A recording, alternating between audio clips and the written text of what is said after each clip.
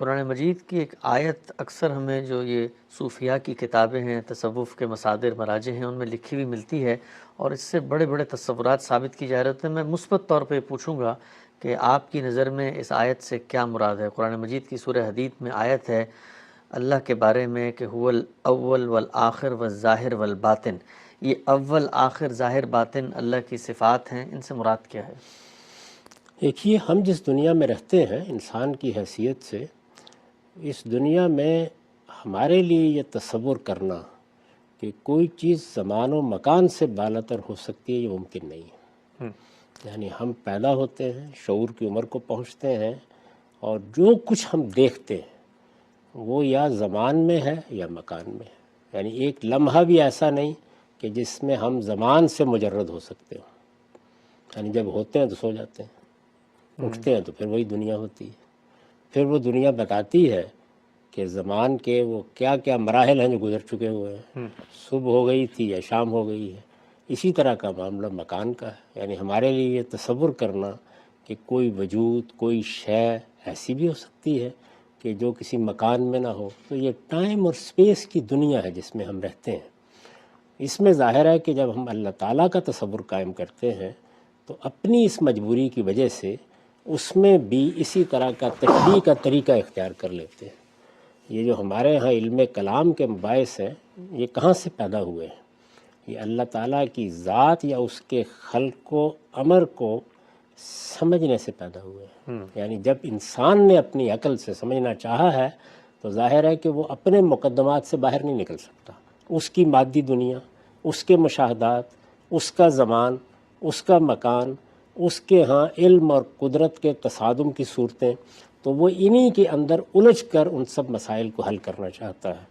قرآن مجید نے اس کے بالکل برخلاف ہمیں یہ تعلیم دی ہے کہ اللہ تعالیٰ کے معاملے میں یہ جو تمہارے قوانین ہیں ان کے ساتھ کوئی ادنا تمثیل بھی قائم نہیں کی جا سکتی۔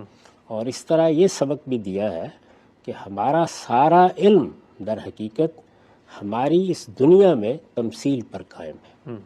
یعنی میں کسی چیز کو جب دیکھتا ہوں تو ایک تو میرا براہ راست مشاہدہ ہے، اس کے بعد اگر میں کسی چیز کا تصور کرتا ہوں یا کوئی رائے قائم کرتا ہوں تو آپ غور کر کے دیکھیے اس کی اساس اور اس کی بنیاد تمثیل ہوتی ہے۔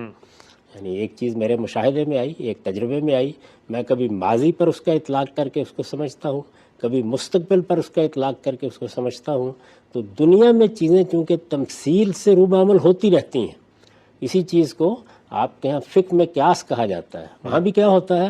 یعنی حالات ہیں، امور ہیں، تصورات ہیں، قواعد ہیں، وہ کہیں نہ کہیں اپنی تمثیل پیدا کر لیتے ہیں، اور ہماری یہ دنیا اس پر قائم ہے۔ یہ جتنی چیزیں بھی آپ اس وقت دیکھ رہے ہیں، خواہ وہ سائنسی علوم سے متعلق ہیں، اس میں استنباط کی، آراء قائم کرنے کی، نظریات قائم کرنے کی یہی بنیاد ہے۔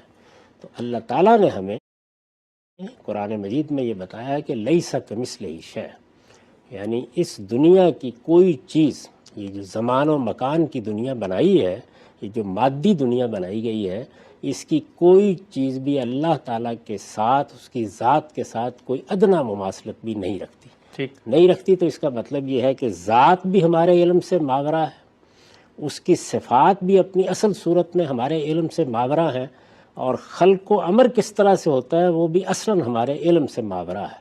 چنانچہ جب اس کے بارے میں ایک سوال کیا گیا، قرآن مجید میں نقل ہوا ہے، تو جواب یہ دیا گیا کہ وَمَا أُوتِيتُم مِّنَ الْعِلْمِ إِلَّا قَلِيلًا، یعنی اپنے حدود علم میں رہنا سیکھو، تمہیں بہت تھوڑا علم دیا گیا ہے۔ اس آیت میں بھی یہی بتایا گیا ہے۔ دو پہلو ہیں اس میں جو زیر بحث ہیں۔ ایک یہ کہ اللہ تعالیٰ کو زمان و مکان پر قیاس نہ کرو، وہ اس سے ماورا ہے۔ اچھا، اول ہے، اس کا مطلب یہ ہے کہ کوئی ایسا دور تم فرض نہیں کر سکتے کہ جب وہ نہیں تھا۔ اسی طرح وہ آخر ہے، کوئی ایسا زمانہ تم تصور میں نہیں لا سکتے کہ زمان موجود ہوگا اور وہ موجود نہیں ہوگا۔ اسی طریقے سے مکان کا معاملہ ہے، مکان میں چیزیں اوپر ہوتی ہیں، نیچے ہوتی ہیں، دائیں ہوتی ہیں، بائیں ہوتی ہیں، وہ ظاہر بھی ہے اور باطن بھی ہے۔ تو یہ اللہ کی صفات ہیں جو بیان کی گئی ہیں کہ وہ زمان و مکان کی محدودیتوں سے بالا تر ہے۔ اسی کا ایک دوسرا نتیجہ خود صفات الہی میں نکلتا ہے، چونکہ وہ زمان و مکان کی محدودیتوں سے بالا تر ہے تو اس لیے اس کا علم ہر چیز کا احاطہ کیے ہوئے ہے۔ اچھا، تو یہ بات ہے جو بیان کی گئی۔ ٹھیک۔ اچھا امام صاحب، یہ آیت ہم جب پڑھتے ہیں، آپ نے بالکل اس کا واضح مفہوم بتا دیا، لیکن وہ جو صوفیانہ تصورات ہیں وحدت الوجود کے، تمام چیزیں اسی میں جا کر ضم ہو جائیں گی، وہی ایک حقیقت مطلقہ ہے، وہ جو استدلال آیت سے کیا جاتا ہے کہ آیت کے الفاظ اس استدلال کی نفی بھی کرتے ہیں کہیں پر کیا؟ آیت کا اس سے کوئی تعلق ہی نہیں ہے۔ اس میں یہ بیان نہیں کیا گیا کہ یہ جو کچھ تم دیکھتے ہو یہ اللہ ہے، یعنی ظاہر ہے نا یہ سب کچھ، یا جو تمہیں نظر نہیں آتا وہ اللہ ہے۔ تو یہ الٹ کر ترتیب استدلال لوگوں نے قائم کر لی ہے۔ یہاں یہ نہیں بیان کیا گیا کہ ظاہر اللہ ہے اور باطن اللہ ہے اور اول اللہ ہے اور آخر اللہ ہے۔ یہ کہا گیا اللہ اول ہے، اللہ آخر ہے، اللہ ظاہر ہے، اللہ باطن ہے، اور نتیجہ کیا ہے؟ زمان اور مکان کی محدودیتوں سے بالا تر ہے۔ اس کو زمان و مکان میں رہنے والی ایک مخلوق اپنے تصور میں لانے کی صحیح نہ کرے، وہ ان چیزوں سے بالا تر ہے۔ لیس کمثلہ شیء، یہ جو ہمارے ہاں وحدت الوجود اور اس طرح کے تصورات پیدا ہوئے ہیں، وہ در حقیقت اسی صحیح کا نتیجہ ہے۔ یعنی ہم خلق کو سمجھ لیں، ہم امر کو سمجھ لیں، ہم ذات خداوندی کا انسان کے ساتھ ریلیشن ذاتی سطح پر دریافت کر لیں، یہ کوشش کی گئی ہے۔ اور اگر آپ غور کر کے دیکھیں تو اس میں بنائے استدلال کیا ہے؟ انسان کا تخیل۔ اور پھر اس کے بعد جو اس سے دلچسپی رکھنے والے لوگ ہیں وہ بھی استدلال کرتے ہیں کہ انسانیت کے اندر ایک جمالیاتی احساس ہے، اس کی اس سے تسکین ہوتی ہے۔ تو جمالیاتی احساس کی تسکین شاعری سے کر لیں، فنون لطیفہ سے کریں، مصوری سے کریں، موسیقی سے کریں، کوئی گانا بجانا سن لیں، غنا میں لطف لیں۔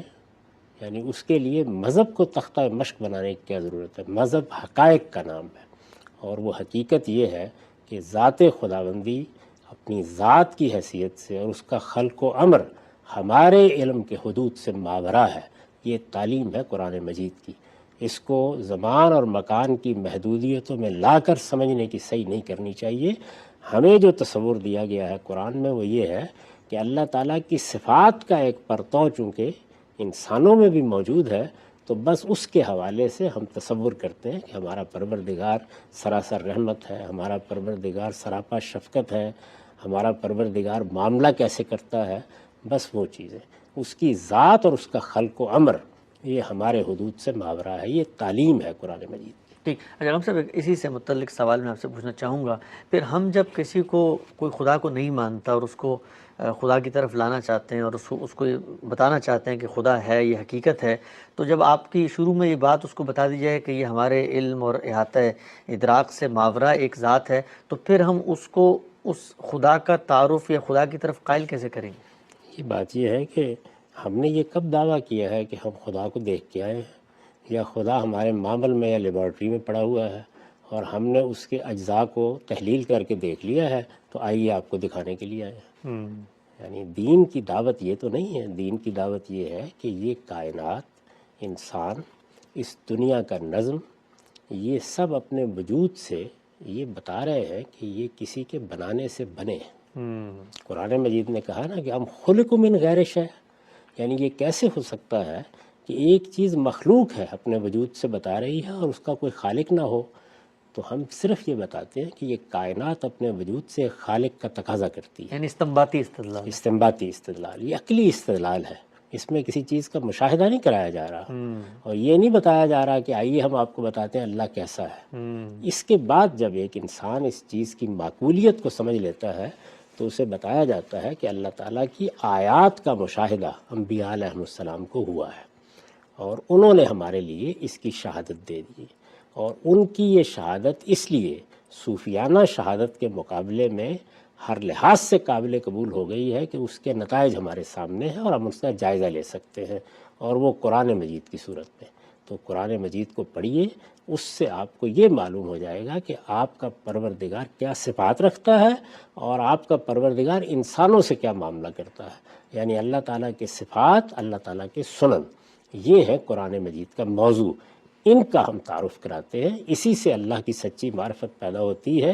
اللہ تعالیٰ کی ذات یا اس کے خلق و امر کی نوعیت یہی ہے کہ جس کو فلسفے نے اپنا موضوع بنائے رکھا صدیوں تک۔ یہ عالم امثال کی بحثیں، یہ مابعد طبیعیات کے باہمی تعلقات، یہ کیا چیز تھی؟ یہی کچھ تھا، اور اسی کو بعد میں صوفیہ نے اپنے مشاہدات سے بیان کرنے کی کوشش کی ہے، اس کی کوئی حیثیت نہیں ہے۔ اللہ تعالیٰ نے قرآن میں بتا دیا ہے کہ یہ ہمارے حدود علم سے ماورا ہے، وَمَا أُوتِيتُم مِّنَ الْعِلْمِ إِلَّا قَلِيلًا۔ ٹھیک ہے۔